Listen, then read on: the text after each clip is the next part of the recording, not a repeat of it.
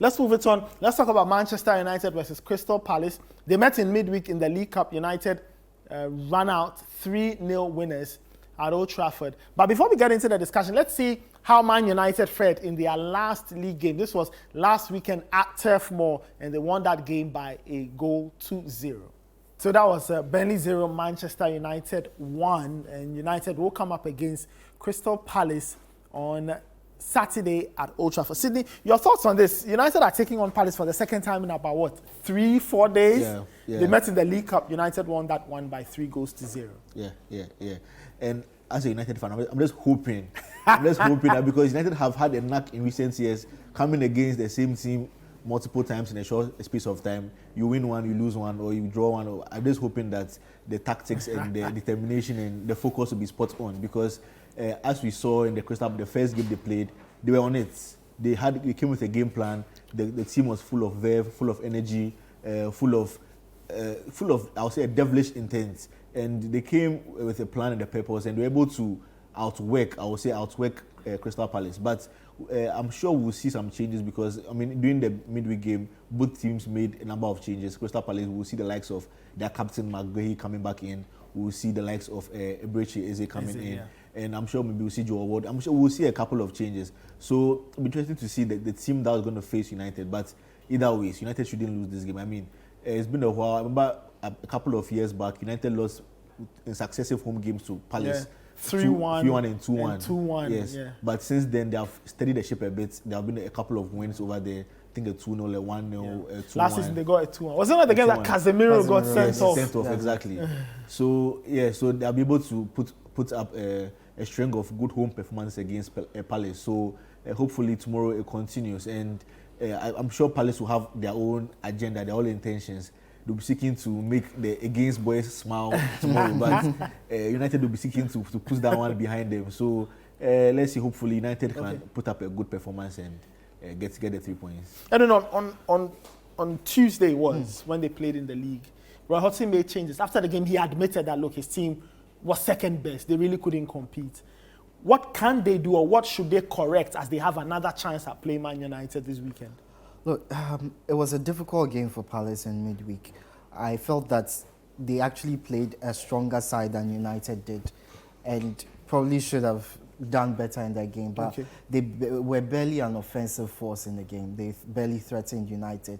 Defensively, they were all over the place. I think they played such a high line that it allowed United's passes to get beyond them several times. Mason Mount in particular, but you also had Amrabat and Casemiro at times putting the balls over the top. And if United had a better front line, or a more experienced front line, or one that was more consistent, other than Martial, who is now trying to get back his confidence, they probably would have won this by 6 and 7. I feel even without that, the game could have gone then. So Crystal Palace need to tighten up at the back. They leave too many spaces. They certainly did against United, and United are coming with a stronger side this time.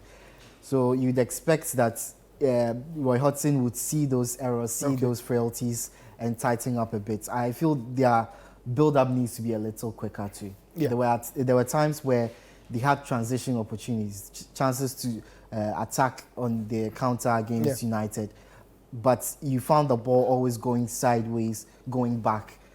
They were never confident enough to take on United, play the... What do you think it was down to? Is it absence of quality, or just that they were flat on that particular day?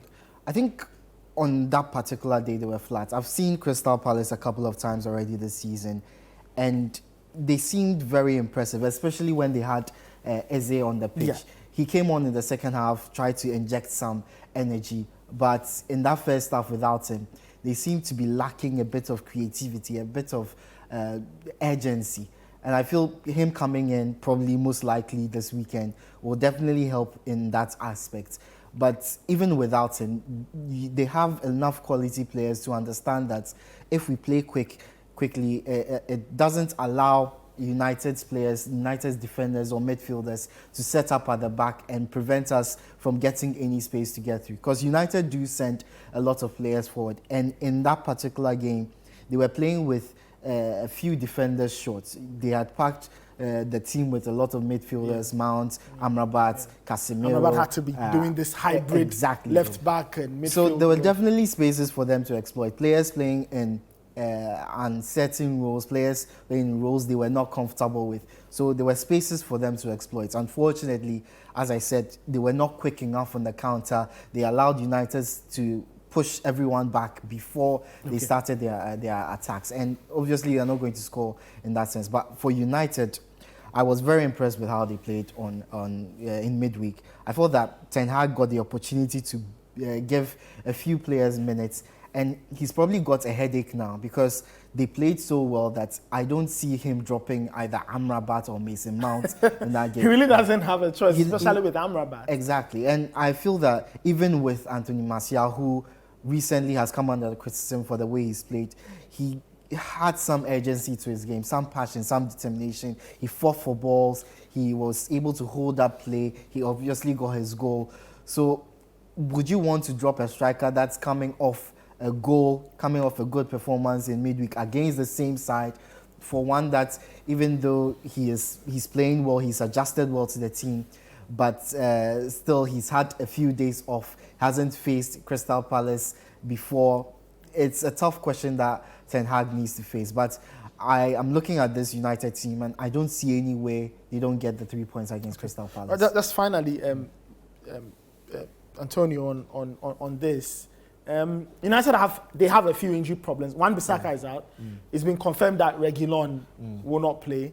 Lisandro Martinez is out, extended. So what do you think Erik Ten Hag should do? Should he still move Amrabat left back and all of those things? What about Mason Mount? How much time or how many minutes do you think Mount should get in this game? Should he start off the bench, Martial or Højlund? Those questions. Yeah. So as Edwin is alluding to, the defense, Amrabat, I'm sure he's going to start definitely because United had a number of left backs, Shaw out injured, Malacia out injured. The young lad, even Alvaro Fernandez, who they thought could fill in, he was sent out on loan. So when Reguilon came, so there's really no option. There's another option is to put Dalot at the left back and put Lindelof at the right back. That's also an option he might explore. But then that leaves you very thin on the bench when it comes to your centre backs because you have to field your only available centre backs, with the exception of Johnny Evans, who I'm not sure he was expecting to have this big role so far in the season.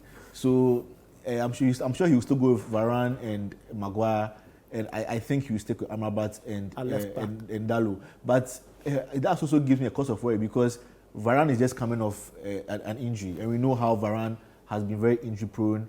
I saw a video of him walking, just taking a leisurely stroll down the Carrington pitch, and the way his legs are even looking, I don't know. Like some inside Calipers stuff. I don't even know if he's really fit to go and play, but well, he's the person available. And interesting enough, if you look at United results when Varane is available, you can see that there's an upturn in fortune whenever he plays. So he has quietly become a very steady, very important member of the team. So looking at building momentum, I mean, United got a win against Burnley, a very hard fought, a very ugly win if you say, but a very necessary win as well. And this is the point in time where you have to build on that. You have to rack up the wins and build a steady momentum going into the August international break and looking further than that. So I think he will stick with these guys that he trusts. And Mason Mount, he just got 45 minutes during the week. So I think he still has a lot of life left in him, and he also has a lot to prove because he came.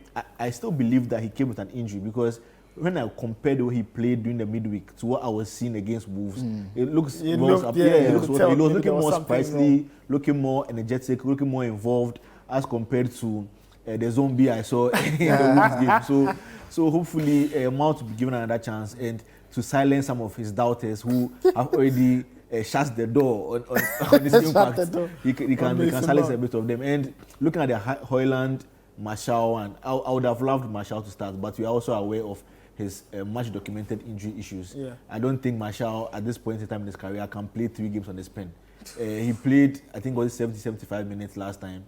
This time, I think they can give another 20 minutes. So just to keep the legs going. Just to keep it going. Yes, but I think Højlund should start because importantly, he's now building a chemistry with Rashford. Yeah. If we look back to the Burnley game, you can see it wasn't really there. Yeah. A couple of shots, there was a particular passes. sequence I remember late in the game where I was watching and I thought, Rashford, because if I were playing Haaland's position, I'd expect the ball at a certain point. Yeah. I guess Haaland was also thinking, oh, you know what, maybe Rashford. Yeah, you're right. They are building. Yeah, so this niggling issue, I'll say teething issues that new partnerships, it can happen sometimes. So I would say play them as much as you can. Let them build that understanding. Rashford did say last time that he and Haaland have been speaking in the training ground. We are yet to see the manifestation on the pitch. So I would say give them that chance. Let them build the understanding. Let's see how things will go. All right, we'll see. They don't make those relationships like Cole and York anymore. So that's what happens these days. Let's do the Premier League preview show. We'll take a very quick break. When we come back, we focus on the big game of the weekend. It's Ange Postecoglou versus Jurgen Klopp as Spurs host Liverpool. We'll be right back. Don't go anywhere.